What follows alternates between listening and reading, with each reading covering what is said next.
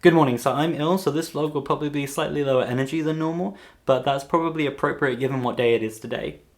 I'm gonna leave that there and get back to it later. So I've been ill, so my week hasn't been too exciting. However, you guys have been enduring the admissions tests. From Twitter, it didn't seem to be too painful, with some of you being able to use juicy Shakespeare extracts, which is very hard to say, about murder. In case you were watching, which play was this from? Was it Romeo and Juliet, Macbeth, or my personal favourite, Othello? Iago in Othello is amazing. If you don't want to read the play, I suggest that you watch the 1995 motion picture entitled Othello. It's all about death and treachery and betrayal and love and murder and, most of all, misunderstandings.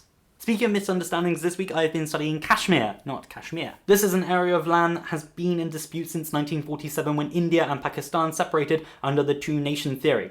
Lots of Muslims went to Pakistan, and then a mix of people stayed in India. Kashmir, however, didn't want to go with Pakistan, so Pakistan invaded, and Kashmir asked India for support to stop Pakistan invading them.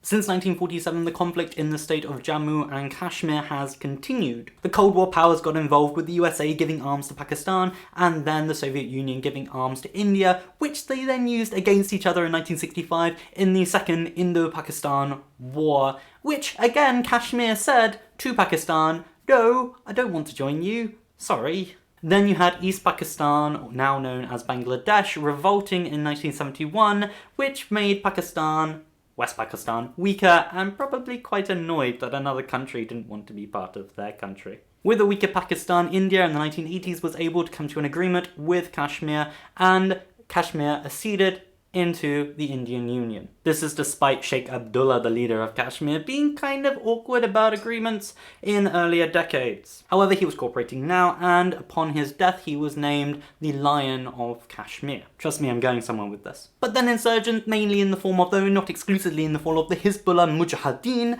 decided that they would rise up. They are an Islamic extremist group that were fueled by the USA's arms that they pumped into Pakistan from the 1960s and the 1970s during the main Cold War conflict that happened during that period. These insurgent groups continued to cause conflict in Kashmir, which was responded by Indian troops, responding and building more instability and more conflict and more deaths in the area, which just made everything bad again.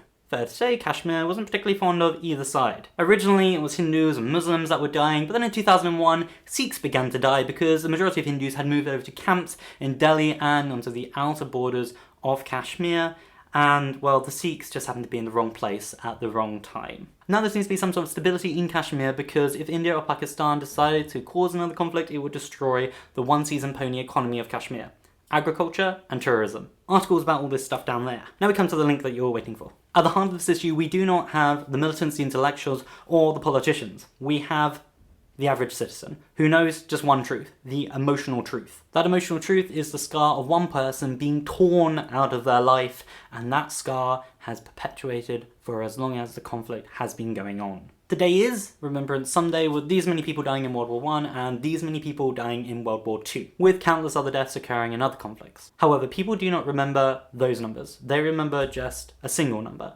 This number. The single hole in their life that is affecting them. So people wear the red poppies who honour those who have sacrificed so much, and sometimes everything, so that we can have a brighter and safer future. Or are the poppies a means for our politicians to justify engaging in future conflicts that apparently protect our rights as citizens? Thinking of World War I in particular, the men who fought in those wars were not officers. They were your average Tommy. To quote a guy called Harry Smith, these simple Tommies were sent to their slaughter by a government that didn't care to represent its citizens, the poor and the undereducated. During my GCSE in English, I studied this anthology, which some of you may actually know. The anthology is sequenced such that it moves from the glorifying Georgian poetry of playing up and playing the game in Vitae Lampada to the eventual realities of war, to the will that grazed his face in the dead man's dump. What are you remembering this Sunday? I don't mind if you're wearing the poppy to glorify war or if you're wearing it as a symbol of pacifism. I just want you to know why you're wearing it. What does it symbolise for you? For me, I wear the poppy because I want those who sacrificed everything for the government in 1914, the government that viewed these people as just pawns, I want them to know that I'm thankful. And that whatever battleground we are currently fighting on, that I won't let the common man's life go to waste. An interesting question is, what is the battleground that we're fighting on now? Let's quote Harry Smith, the article that I highly recommend that you read that I mentioned earlier. I will until my last breath remember the past and the struggles my generation made to build this country into a civilized state for the working and middle classes. If we are to survive as a progressive nation, we are to start tending to our living, because the wounded, our poor, our unemployed, and our youth, and our hard-pressed middle class and our struggling senior citizens shouldn't be left to die on the battleground of modern life. My friend, you would not tell, with such high zest, to children ardent for some desperate glory, the old lie. Dulce et decorum est, po patria more. It is sweet and right to die for your country. See you on Sunday, subscribers.